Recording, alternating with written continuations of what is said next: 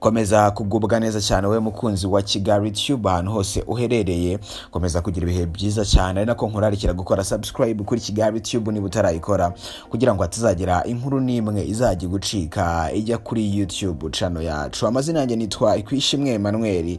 Mbere yo gutangira story yanjye uyu munsi, reka mbanze mbabwire company yagufasha kohereza ibintu hanze y'igihugu cy'u Rwanda cyangwa se kubikura imahanga bikakugeraho mu Rwanda mu gihe gito kandi ku mafaranga make cyane. Iyo company na yindi yitwa Shipping Limited.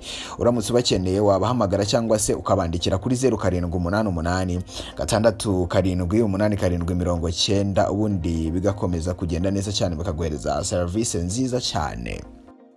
Ni inkuru ikomeje kugarukaho cyane mu binyamakuru, ku mbuga nkoranyambaga, kuri YouTube, ahantu hose, kugeza no ku muhanzi witwa Ngabo Meddy cyangwa se uwo twamenye nka Meddy. Yagiye ku mbuga nkoranyambaga mu ijoro ryakeye, by'umwihariko kuri Instagram, aposting ifoto y'uyu mwana, ngira ngo muri kubibona. Hanyuma Musa arandika ngo rest in peace angel, rest in peace angel. Ni umwana mutoya, umwana w'imyaka 5 gusa, imyaka 5. Yavutse ku itariki 26 z'ukwezi kwa gatatu mwaka wa 2016, yitaba Imana ku itariki 14 z'ukwezi kwa mbere 2022. Yaburaga amezi 2 gusa kugira ngo yuzuze imyaka 6. Ubu ngo baracyafite imyaka 5. Yitwa AKEZA Elisie. Akaba ari umwana muto cyane ushimishije, ikibondo cyiza cyane, ariko inkuru ye iteye agahinda, inkuru ye irababaje cyane. Ku munsi w'ejo ku itariki 18 z'ukwezi kwa mbere 2022 nibwo yasezeweho bwa nyuma, ariko byaramarira gusa, byaragahinda. Birumvikana umubyeyi we witwa Agate, ubwo ndavuga mama we, niwe wenyine yari afite. Ibi bihe byaramushegeshe cyane, birumvikana kuba ari we mwana wenyine ufite, hanyuma agapfa urupfu rutumvikana, urupfu rudasobanutse. Bavuga ngo bamusanze mu kigega cya litiro 200 yapfuye. Ni ibintu bitumvikana, byari bihe bidasanzwe ku babyeyi bombi, kubera ko byari bihe bibabaje cyane. Birumvikana yaba papa we, yaba abaturanyi, yaba mama we, byari bihe bibi cyane, byari bihe bibi cyane. Umwe mu baturanyi bari baturanye n'uyu mwana witwa AKEZA Elisie yatangaje ko uyu mwana bimwe mu bintu yakundaga kugarukaho cyane ari kuvuga ko azaba Miss cyangwa se azajya muri Miss Rwanda cyangwa se akazaba umusitari. Bimwe mu bintu byamushenguye ndetse bikamubabaza nuko uyu mwana yamenyekanye cyane cyangwa se yabaye umusitari ku munsi atakiriho. Yavuze ngo byibura basi yaza kuba umusitari akiriho. Uyu mwana icyatumye amenyekana cyane ndetse abantu bakanamukunda kubera ko ni ikibebe cyiza, ni cyana cyiza cyane, gisa neza. Mwana w'imyaka 5 nyine wari ufite urukundo, yaratangiye gukubagana cyane. Yari umwana ushimishije mu buryo bushoboka, kubera ko benshi mu bavuze amagambo cyangwa se mu bafashe ijambo mu kumusezeraho bwa nyuma babigarutseho. Yari umwana ushimishije ndetse umwana uganira, yakundaga abana bagenzi be, byari ibintu byiza cyane kubana nawe. Impamvu abantu benshi bamumenye bakanamukunda no kubera indirimbo yitwa My Vow ya Meddy.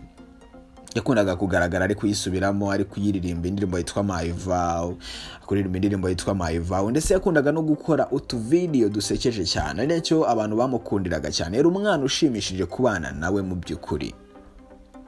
Ku munsi wo kuwa gatanu 6:30 nibwo yasanzwe mu Busanza mu murenge wa Kanombe mu karere ka Kicukiro, umwana yitabye Imana. Ni inkuru ibabaje cyane, ni inkuru idashimishije habe na gatoya, ndetse buri muntu wese wayumva yabyumva ko ari inkuru ibabaje cyane. Tugiye kugaruka ku cyaba cyarateye uru rupfu. Ese abantu bari hafi y'umuryango batangaje iki? Ndetse turi buze no kugaruka ku butumwa bwatanzwe n'ababyeyi be mu kumusezeraho bwa nyuma. Ese bavuze iki? Ese mama w'uyu mwana yavuze ngo iki? Ese papa w'uyu mwana we yavuze ngo iki? Nibyo tugiye kugarukaho mu nkuru ibabaje cyane. Nukuri iyi nkuru ushobora no kuyikora nawe ubwawe ukarira. Ni inkuru ibabaje cyane gusanga umwana nk'uyu nguyu mu kigega acuritse mu mutwe yapfuye. ni inkuru ibabaje cyane, niyo tugiye kugarukaho nkakubwira igikekwa cyaba cyarishe uyu mwana. Gusa igihari nuko RIB yamaze guta muri yombi abantu babiri, harimo uwitwa Nirere Dativa na Mukanzabarushimana Marie Chantal, akaba ari mukase w'uyu mwana, ndetse akaba ari naho uyu mwana yabaga, akaba ari naho yasanzwe yapfuye. RIB yamaze guta muri yombi abo bantu babiri, nibo bari gukekwa ko baba baragize uruhare mu rupfu rw'uyu mwana. Mu butumwa burebure bukomeje guhererekanwa ku mbuga nkoranyambaga bugaragaza iby'urupfu rwa AKEZA wishwe n'amazi yaguyemo mu kigega cya litiro 200. Amakuru avuga ko kuwa 14 Mutarama 2022 mu murenge wa Kanombe, akagari ka Busanza, umudugudu wa Antene, ku isaha ya 6:30 aribwo AKEZA yasanzwe mu kigega cya litiro 200 yapfuye. AKEZA rumaze iminsi yishimirwa na benshi kubera indirimbo Maivawe ya Ngabo Meddy Robert cyangwa se Meddy yasubiyemo. Ni mwene Rutiyomba wimyaka 44 ndetse na Niragire Agate. Akaba yaguye kwa mukase witwa Mukanzabarushimana Marie Chantal, aho yari amaze icyumweru kimwe kuko se Floriye atabanaga na nyina Agate.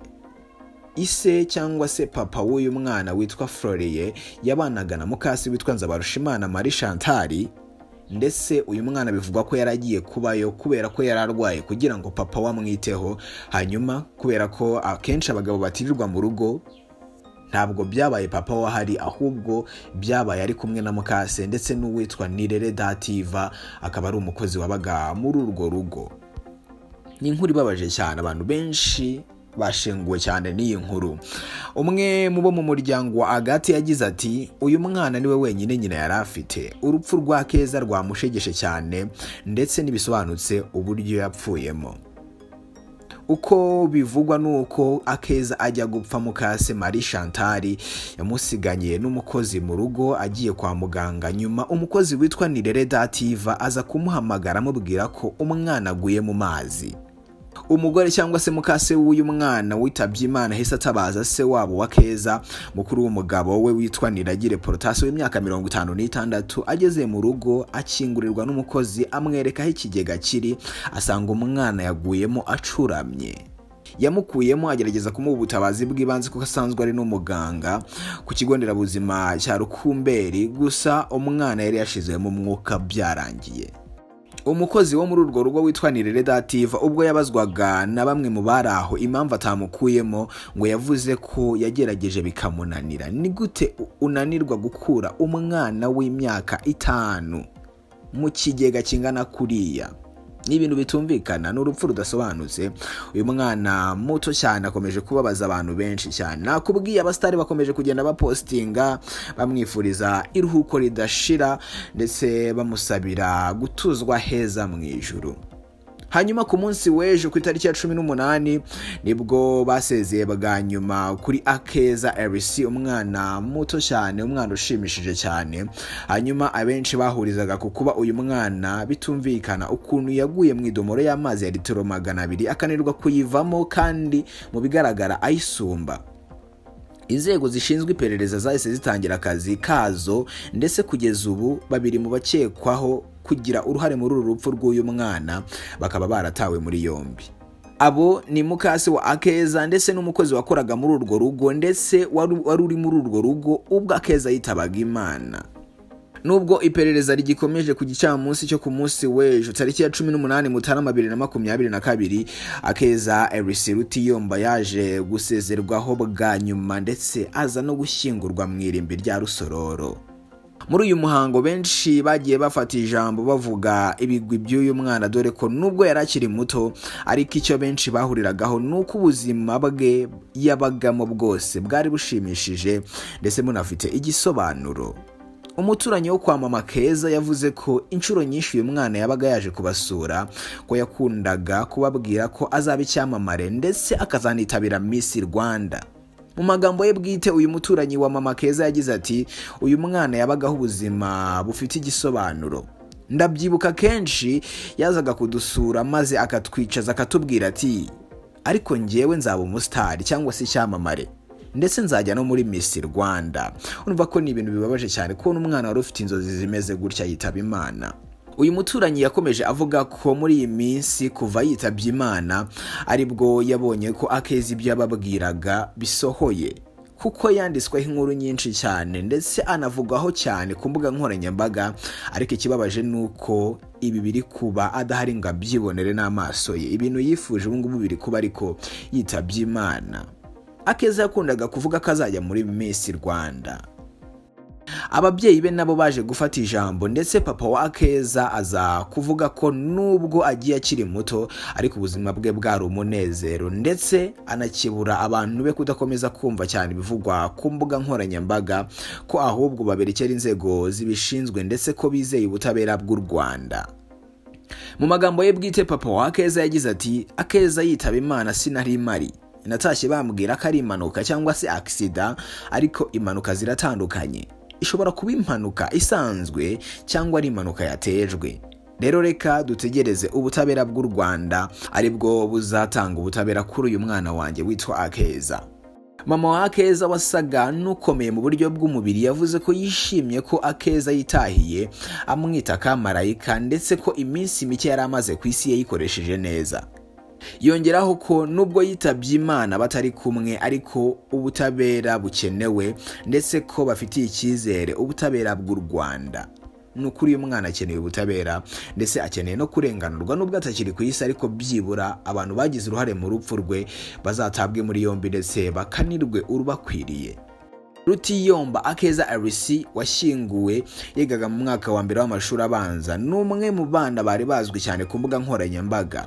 Yamenyekanye cyane ubwo yasubiragamo indirimbo yitwa My Vow ya Meddy, ndetse n'umuhanzi ngabo Meddy yamupostinze ku mbuga nkoranyambaga ze amwifuriza iruhuko ridashira. Natwe reka tuvuge ngo rest in peace AKEZA Elisie, Imana ikomeze kukwakira mu bayo ndetse ugire iruhuko ridashira cyane, Uwiteka agutuza heza cyane Elisie. Ntabwo nari nkuza ariko urupfu rwawe rwarambabaje n'ukuri, kubona umwana w'imyaka 5 yitaba Imana akagenda mwaburiya buryo ni ibintu bibabaje cyane. Reka ngushimire cyane wowe babanye nanjye kuva nangiye story kugeza ngize aha ngaha.